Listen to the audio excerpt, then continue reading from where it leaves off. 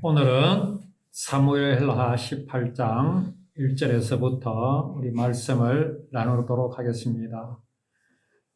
오전에 우리가 나눌 말씀은 우리 1절부터 말씀을 나누는데, 다윗의 집안에 참으로 이제 끔찍한 그런 일들이 일어났습니다. 많은 일들이 자꾸 일어나고 있는데, 자, 왜 이렇게 다윗의 집안에 이러한 일들이 일어날까요? 자, 이런 의문을 우리가 가질 수밖에 없는 이유가, 다윗은 언약을 믿고 율법을 법으로 그렇게 지키는 것이 아니라 언약으로 알고 믿는 사람이다라는 것인데, 그러한 다윗의 집안에 왜 이러한 일들이 일어날까 의문이지 않을 수 없지요. 우리가 흔히 이제 많은 사람들이 교회를 다니다가 실망을 하고 교회를 떠나고, 또 믿음이 있는 것 같았는데 또 타락하고 하는 이런 모습들을 우리는 종종 볼 수가 있습니다. 왜 그렇게 되겠습니까? 내가 생각하는 하나님과 또 내가 바라는 어떤 소망과 자꾸 다른 일들이 일어나기 때문에 거기에서 이제 실망하는 그런 경우들도 참 많이 있습니다. 자, 그런 것을 볼 때에 일면 이해가 가기는 하지요. 그렇지 않습니까? 저희 고향 동네의 그 뒷집에 사시는 분이, 옛날에 이제 제가 어렸을 때, 그때 한 6살쯤 되었을 때, 그 집에 딸이 물에 빠져 죽었었어요. 나름 신앙심이 있는 그런 분이었는데, 물론 그때는 뭐 구원이란 그런 건 잘 몰랐고요. 그렇게 딸을 잃었었죠. 그래도 뭐 교회를 떠나지 않고 그렇게 꿋꿋하게 그냥 신앙생활을 하는 걸 봤습니다. 그러다가 90 몇 년도쯤이었나? 다 큰 아들이 또 교통사고로 그렇게 또 세상을 떠났어요. 그랬음에도 지금은 더욱 그 구원의 확신을 가지고, 거기 아버지도 나중에 이제 복음을 듣고 이제 영접을 하고 구원의 확신을 가지고 그렇게 또 세상을 떠났습니다. 자, 그런 분들이 이제 교회를 떠나고 다시는 하나님을 안 믿겠다라고 했을 때에 이해 못할 사람이 어디 있겠습니까? 지금 다윗 같은 경우도 마찬가지입니다. 이쯤 되면 다윗은 하나님을 버리고 떠나도 누가 그 다윗을 비난할 사람이 있겠습니까? 그러나 다윗은 어떻습니까? 여전히 그 마음이 그 하나님의 언약을 믿는 그 믿음에서 떠나지 않는 그런 모습을 볼 수가 있습니다. 자, 이러한 모습을 두고 이것은 다윗이 한 것이다 라고 말할 수 있겠습니까? 우리가 예수님을 믿는 입장에서 우리는 어떤 것을 견지해야 되느냐 하면, 자, 다윗과 같은 이런 경우를 두고 다윗은 어떻게 고백하겠습니까? 이건 내가 한 것이 아니라 하나님께서 나와 함께 하셨기에 내가 하나님을 떠나지 않았다, 또는 떠날 수 없었다, 이렇게 고백하겠지요. 그런데 하나님은 뭐라고 말씀하시겠습니까? 하나님은 다윗을 향하여 칭찬을 하십니다. 네가 나를 버리지 않았구나 라고 말입니다. 우리도 이렇게 살아가면서 여러 가지 일들을 참 많이 겪기도 하고 당하기도 합니다. 자, 그럴 때 우리의 마음은 어떻습니까? 때로 낭망하고 때로 하나님이 원망스럽기도 하고 그럴 때가 참 있지요. 그러나 우리가 그때마다 하나님을 떠나지 않았으니 내 마음이 강해서 그렇습니까? 그렇지 않습니다. 하나님께서 지켜주셨기 때문에 그렇습니다. 그러나 하나님은 우리에게 뭐라고 말씀하시겠습니까? 잘하였도다. 충성된 종이라고 그렇게 칭찬하여 주신다는 것이지요. 자, 그러면 하나님께서 우리와 함께 하심의 그 구체적인 모습이 어떤 것이겠습니까? 하나님이 나를 지켜주신다? 요즘 가끔 이래 TV 보면은 기독교인들이 들어 나오더라고요. 연예인들의 모친이나 부모들. 그래가지고 막 예능 프로그램에서 막 이렇게 기도하는 장면을 막 보여줘요. 참 그게 모양이 안 좋더라고요. 왜냐하면은 기독교를 조롱하는 것 같은, 기독교를 희화화하는 아주 안 좋은, 지금 방송은 거의가 무신론자들이 다 장악하고 있거든요. 그래서 그들이 결코 기독교를 좋아해서 그런 모습을 보여줄 리가 없습니다.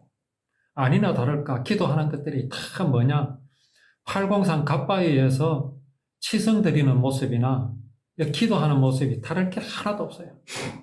손자를 붙들고 우리 손자가 우두머리가 되게 하여 주시옵소서.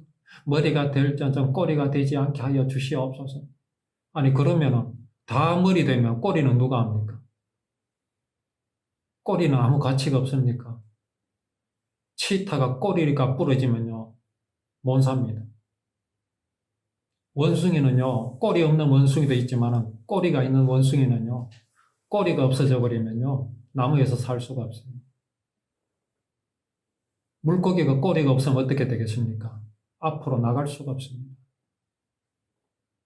우리나라 고전에도 규중치루쟁론기라고 있죠. 규중치루쟁론기. 바늘 땅새기 안에 골무도 있고 바늘도 있고 실도 있고 다 있지만 거기에서 하나 버릴 것이 있었습니까? 없습니다.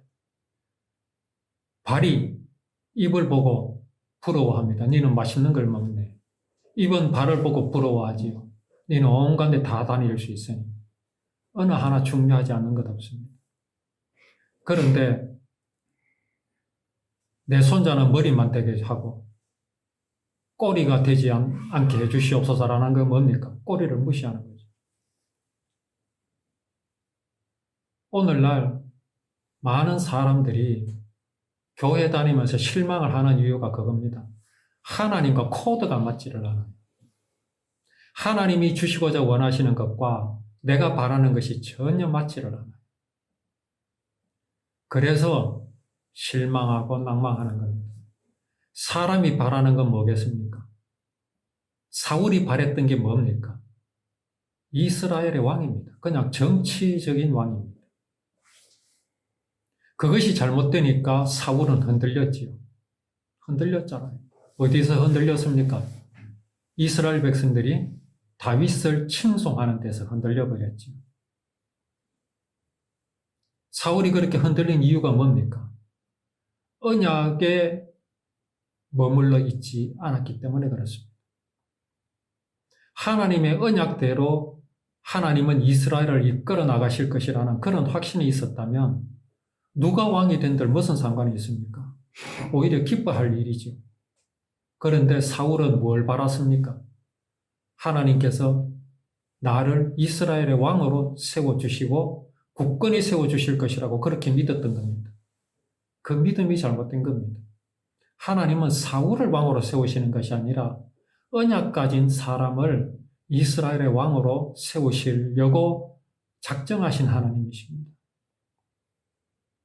오늘 다윗이 어려운 일을 당하고 그런 가운데서도 이 흔들리지 않는 모습을 보여주고 있습니다. 흔들리지 않는다고 해서 지금 뭐 다윗이 그렇게 막 믿음의 모습을 보여주고 그런 거는 아닙니다. 중요한 것은 언약을 버리지 않고 있죠.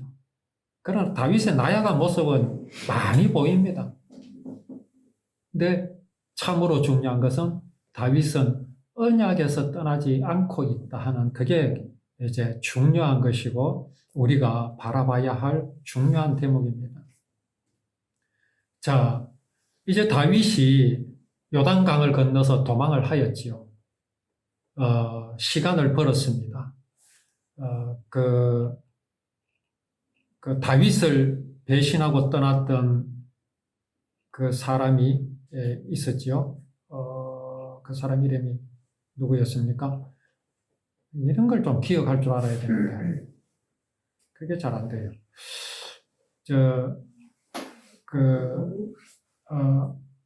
아비아달은 제사장이고 사독과 아비아달이 다윗을 따라가지 않고 예루살렘에 머물러서 이제 압살롬에게서 일어나는 모든 일들을 이제 다윗에게 알려주었지요. 그러고 이제 누굽니까? 아히도벨, 그렇죠. 아히도벨이 이제 작전을 세웠던 게 뭐였습니까? 군사 12,000명만 달라. 12,000명 주면은 당장에 다윗을 쫓아가서 다윗을 죽여버리겠다. 그때 그 아비아달이 한 말이 있죠. 다른 군사, 다른 백성들은 필요 없고 다윗 하나만 죽이면 끝이 납니다. 그랬었죠. 자, 그것을 이제 아비아달이 듣고 다윗에게 이제 전달을 해서 다윗이 요단강을 건너서 빨리 이제 도망을 했습니다. 이에 이제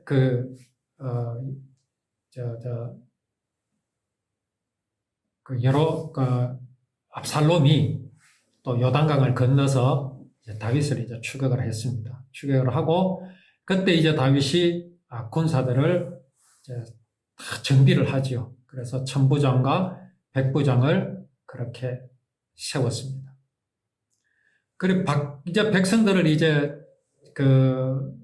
압살롬이 이제 추격에 왔으니까 내보내지요. 전장터로 내보내는데 요압과 그리고 요압의 동생인 아비새와 그리고 가드 사람 이때 이 세 사람에게 그 군사들을 나눠 가지고 그렇게 내보내는데 왕이 뭐라고 하냐면은 나도 너희와 함께 가겠다 그렇게 말합니다.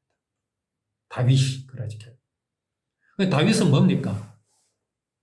압살롬과 전쟁을 하겠다 이거거든요. 자, 그런데 백성들이 부하들이 한사코 말립니다. 왕은 나가지 마소서. 우리가 도망할지라도 그들은 우리에게 마음을 쓰지 아니할 터이다.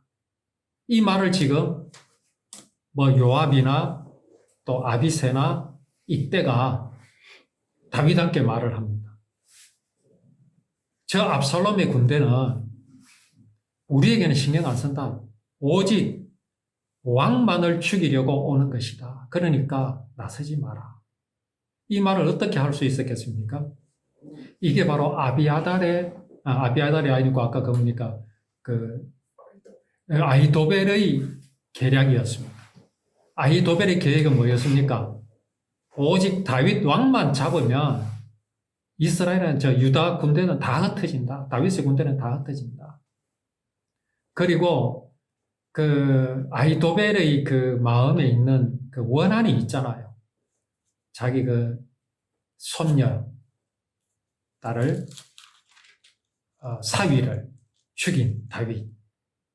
그러니까 아히도벨의 계획이 너무나 분명한 것을 이미 다윗의 부하들은 다 알고 있습니다. 그러니까 다윗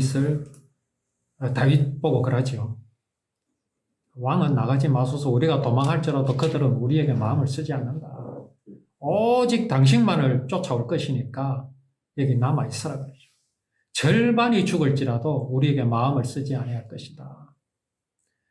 하면서 또 하는 말이 뭡니까? 왕은 우리 10,000명보다 중하다. 10,000명보다 중하오니 왕은 성읍에 계시다가 우리를 도우심이 좋으니이다. 이렇게 말을 합니다.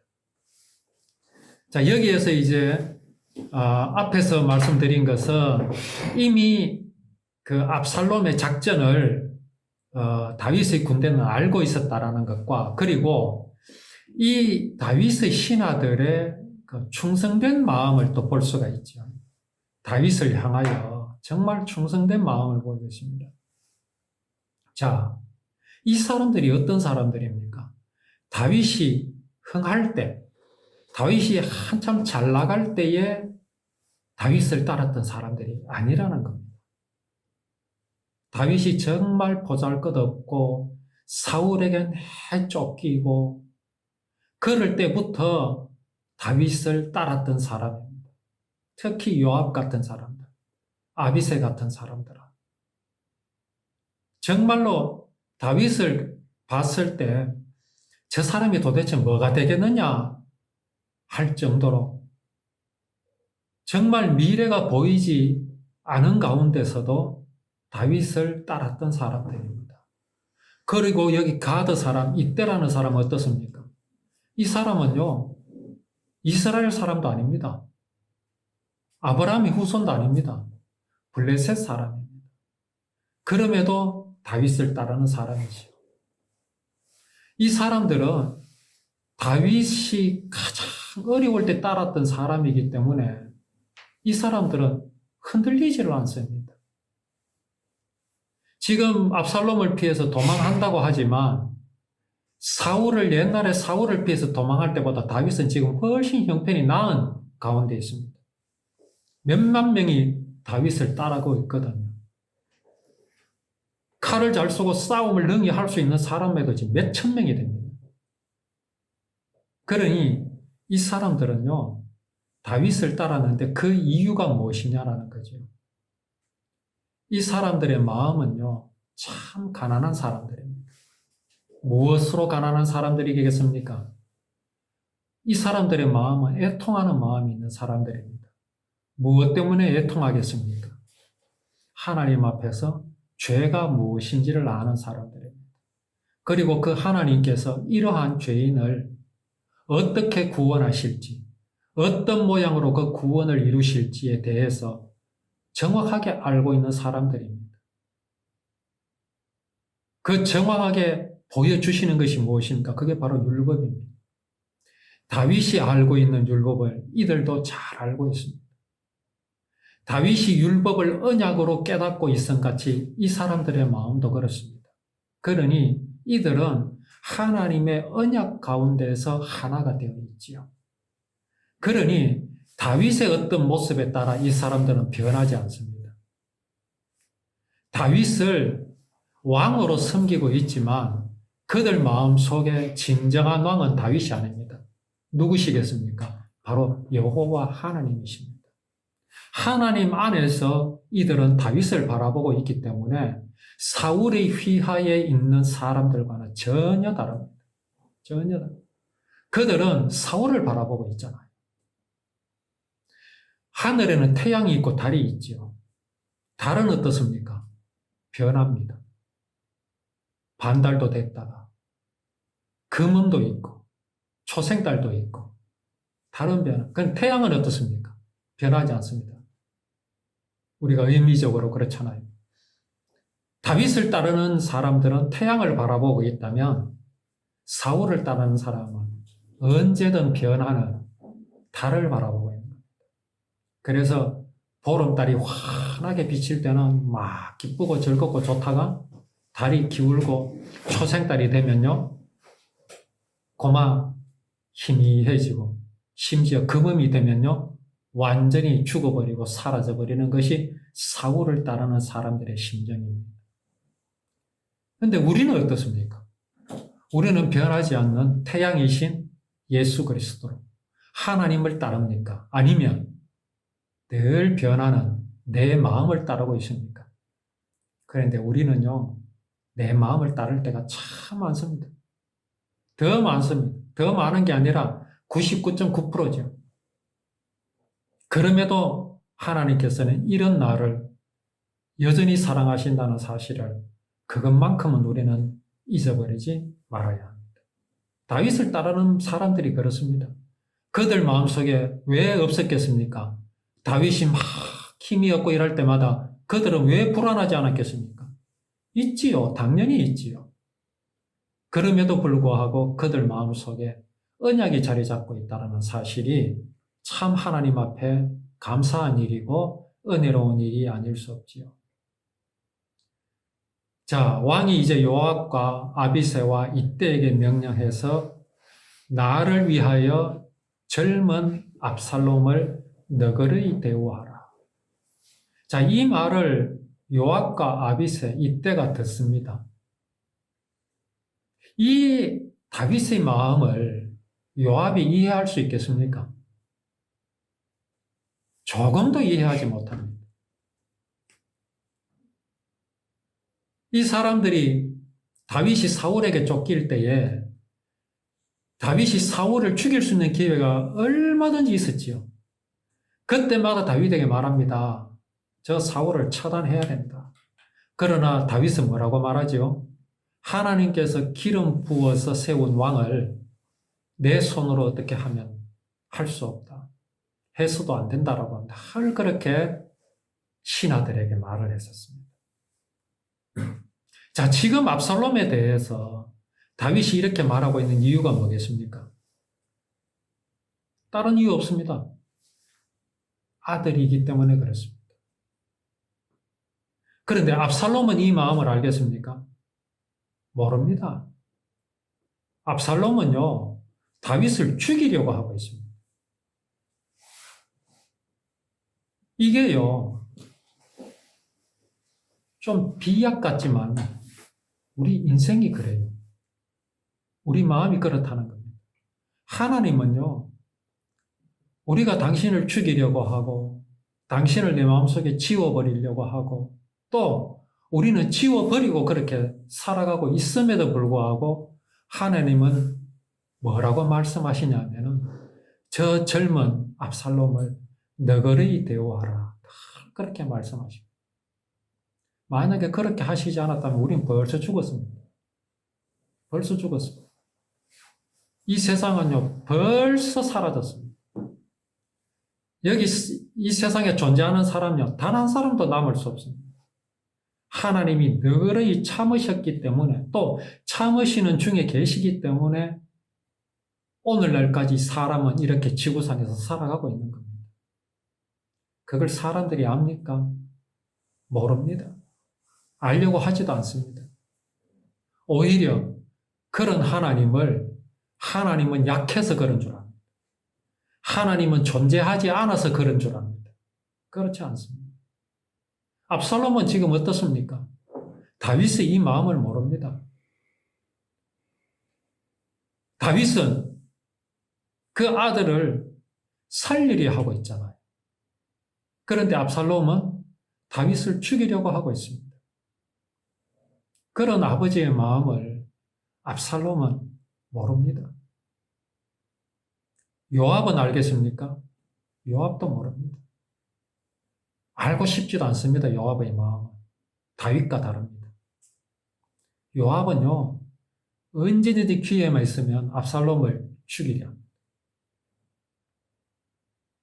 그렇게 압살롬을 위하여서 다윗이 말하는 것을 모든 군 지휘관에게 명령할 때 백성들이 다 들었습니다. 아, 우리 다윗 왕은 압살롬을 살려두기를 원하는구나 라고 다 들었습니다. 자, 이것을 듣는 이스라엘 백성들의 마음은 어떻겠습니까? 다 동의하겠습니까? 이해할 수가 없지요. 단지 아버지의 마음으로서는 저럴 수 있다라는 이해를 하겠지만 그러나 그 이해의 깊이가 다윗만큼 하지는 않다는 겁니다. 자, 이래가지고 이제 이스라엘 백성들이 에브라임 숲으로 나가서 그들과 싸웁니다. 거기에서 그 이스라엘 백성, 곧 압살롬의 그 군대들이 다윗 군사들에게 대패를 하죠. 전사자가 2만 명에 이르렀습니다. 지금 우리가 이거 앞에서 보면 그 요압과 아비새와 그리고 가드 사람 이때에게 각각 한 1,000명씩 붙여줬거든요. 그러면 뭐 한 3,000명 정도가 나와서 싸우는데 이스라엘 군사, 곧 압살롬의 군대가 2만 명이나 죽어버렸어요. 도대체 이것은 사람의 역사라고 할 수 있겠습니까? 이건 사람이 한 일이 아닙니다. 하나님께서 친히 행하신 것입니다. 근대 역사에도 그런 게 있었죠. 70년도, 60년도쯤 됩니까? 이스라엘의 6.1 전쟁이라고 있었죠. 주변 나라, 이집트, 이란, 이라크, 이 중동의 국가들이 합세해가지고 이스라엘을 공격했는데 6일 만에 이스라엘이 대승을 거둔 적이 있습니다. 이 다윗 때의 하나님이 근대 역사 속에서도 그렇게 역사하셨습니다. 지금 이스라엘은 하나님만 믿습니다. 그들이 하나님을 믿노라고 하지만요, 그들이 믿는 하나님은 하나님의 마음과 전혀 다릅니다. 아직도 안식일 지키고, 아직도 소 잡고, 양을 잡아서 그렇게 제물을 드리는 그런 율법 시대 때 그 행위를 여전히 하고 있습니다. 그거는 언약이잖아요. 그렇게 이러한 모양과 모습대로 구원을 이룰 것이다라고 약속으로 보여주신 것이잖아요. 거기에 죽었던 소나 양이 누구를 약속하신 것입니까? 예수 그리스도시잖아요. 그리고 예수 그리스도가 오셨잖아요. 이사야 50장에 말씀하신 대로. 그가 찔림은 우리의 허물을 인하며 그가 상함은 우리의 죄악을 인합니다. 그가 징계를 받음으로 우리가 평화를 누리고 그가 채찍에 맞음으로 우리가 나음을 입었도다. 약속을 이루셨잖아요. 그러면 약속을 이루셨으면 이제 어떻게 해야 됩니까? 그 약속의 모양과 모습을 지키는 것이 아니라 이루신 약속을 이제 바라보는 겁니다. 그게 뭡니까? 바로 예수 그리스도를 믿는 것인데 이스라엘은 아직도 그렇게 하지 않고 있습니다. 그럼에도 불구하고 하나님께서는 그 6.1 전쟁 때 이스라엘을 구원해 주셨어요. 왜 하셨을까요? 아직 하나님께서 이루실 약속이 남았습니다. 그 약속이 뭐겠습니까? 죄 사함의 약속을 이루신 예수 그리스도께서 재림하십니다. 다시 이 땅에 오십니다. 언제? 그거는 모릅니다. 그런데 어디에 오실 것인가? 바로 예수님께서 승천하셨던 감난산으로 오실 것입니다. 승천하셨던 그 자리에 오실 것입니다. 그래서 그 이스라엘 땅을 하나님께서는 지금 지켜주고 계십니다. 약속을 이루시기 위해서요. 그래서 하나님은 살아계심을 우리는 분명히 또 그런 역사를 통해서 알 수가 있습니다. 자, 압살롬을 너그러이 대우하라 그랬죠. 자, 압살롬을 따르는 자들이 2만 명이나 죽었습니다. 이제 압살롬의 코앞에까지 다윗의 군대가 다가가고 있습니다. 이제 또 오후에 내가 말씀을 나누도록 하겠습니다.